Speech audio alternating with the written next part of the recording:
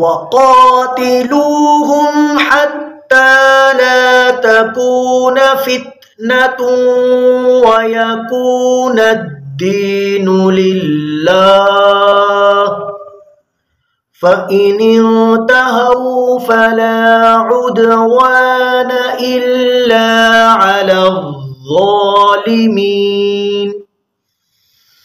الشهر الحرام بالشهر الحرام والحرمات قصاص، فمن اعتدى عليكم فاعتدوا عليه بمثل ما اعتدى عليكم، واتقوا الله واعلموا أن الله مع المتقين.